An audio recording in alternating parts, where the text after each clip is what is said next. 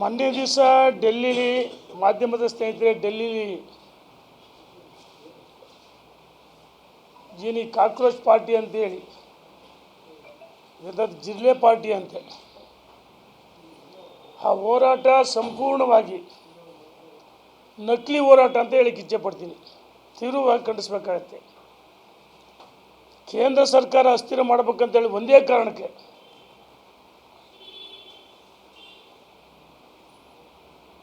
ಹಿಂಸಾಚಾರ,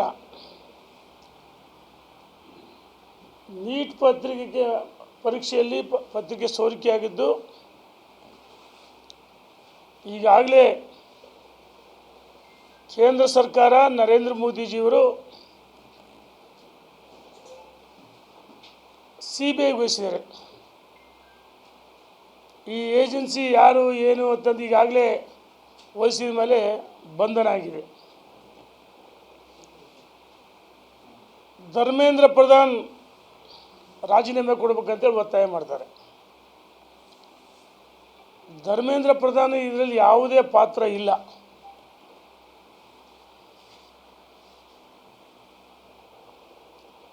ಪ್ರಜಾತಂತ್ರ ವ್ಯವಸ್ಥೆಯಲ್ಲಿ ಹೋರಾಟ ಪ್ರತಿಭಟನೆ ಮಾಡೋಕ್ಕೆ ಅವಕಾಶ ಇದೆ. ಆ ಹೋರಾಟಗಳು ನ್ಯಾಯಸಮ್ಮತವಾಗಿರಬೇಕು. ಯಾರೋ ವ್ಯಕ್ತಿ ವಿದೇಶದಲ್ಲಿ ಕುಳಿತು ವಿದೇಶಿ ಫಂಡಿಂಗಿಂದ ಆ ಹೋರಾಟದಲ್ಲಿ ಯಾವುದೇ ವಿದ್ಯಾರ್ಥಿಗಳಿಲ್ಲ. ನಕಲಿ ಹೋರಾಟ, ಅದು ಕಾಂಗ್ರೆಸ್ ಮತ್ತು ಲೆಫ್ಟಿಸ್ಟ್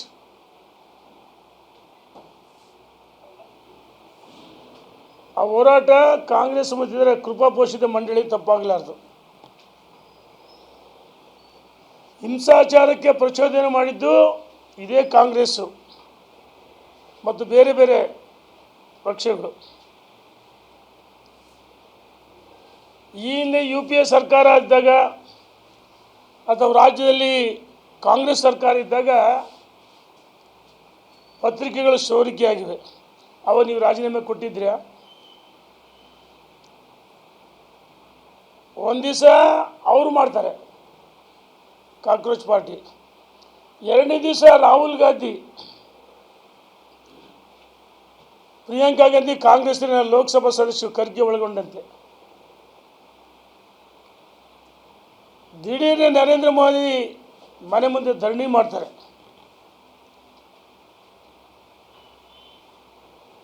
ಹೋರಾಟಗಳು ಮಾಡೋದಕ್ಕೆ ಅವಕಾಶ ಇದೆ. ಆದರೆ ಯಾವ ಯುವಕರನ್ನು ಸರಿದಾರಿ ತರಬೇಕು, ಅದು ಜವಾಬ್ದಾರಿ ಕೇವಲ ಆಡಳಿತ ಪಕ್ಷಕ್ಕೆ ಅಷ್ಟೇ ಅಲ್ಲ, ಪ್ರತಿಪಕ್ಷಕ್ಕೂ ಇದೆ. ಒಬ್ಬ ಪ್ರತಿಪಕ್ಷದ ನಾಯಕನಾಗಿ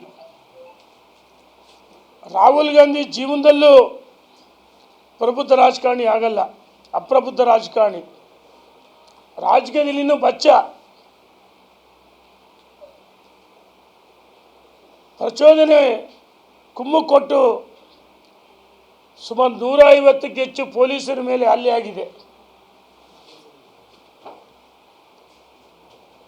ಪೊಲೀಸ್ ಅಧಿಕಾರಿಗಳ ಮೇಲೆ ಭಾಳಷ್ಟು ಅನಾಹುತ ಆಗಿದೆ.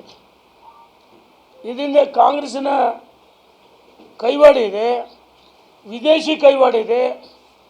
ಇವ್ರಿಗೆ ಹಣ ಎಲ್ಲಿಂದ ಬರುತ್ತೆ? ಆ ಪ್ರಚೋದನೆಗೆ, ಸಂಘಟನೆಗೆ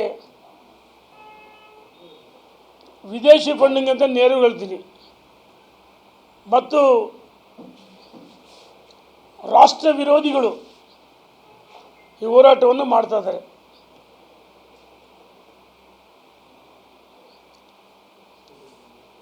ಹೋರಾಟಕ್ಕೆ ಒಂದು ದಿವಸ ಬೆಂಬಲ ಕೊಡ್ತಾರೆ, ಎರಡನೇ ದಿವಸ ಇವರೇ ಬೀದಿಗಿಳಿತಾರೆ. ಅಲ್ಲಿ ಇಂಟರ್ನೆಟ್ ವ್ಯವಸ್ಥೆ ಇಲ್ಲದೆ ಇದ್ರೂ ಬೇರೆ ಬೇರೆ ವಾಮ ಮಾರ್ಗದಿಂದ ಮೆಸೇಜ್ಗಳು ಮಾಡಿ ಹೊಂದಿಸಿ ಒಂಥರ ಬಾಂಗ್ಲಾ ನೇಪಾಳ ಮಾದರಿಯಲ್ಲಿ ದಂಗೆ ಹಚ್ಚತಕ್ಕಂಥ ಕೃತ್ಯ ಇದು. ಅರಾಜಕತೆ ಸೃಷ್ಟಿ ಆಗಬೇಕು, ಪ್ರಧಾನಮಂತ್ರಿಗಳು ರಾಜೀನಾಮೆ ಕೊಡಬೇಕು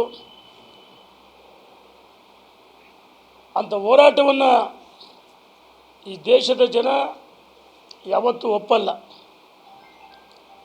ಈ ನಕಲಿ ಹೋರಾಟಗಳು, ನಕಲಿ ಗಾಂಧಿಗಳು ಅರಾಜಕತೆ ಸೃಷ್ಟಿ ಮಾಡ್ತಾರೆ. ಇದನ್ನು ನಾವು ತೀವ್ರವಾಗಿ ಖಂಡಿಸ್ತೀವಿ.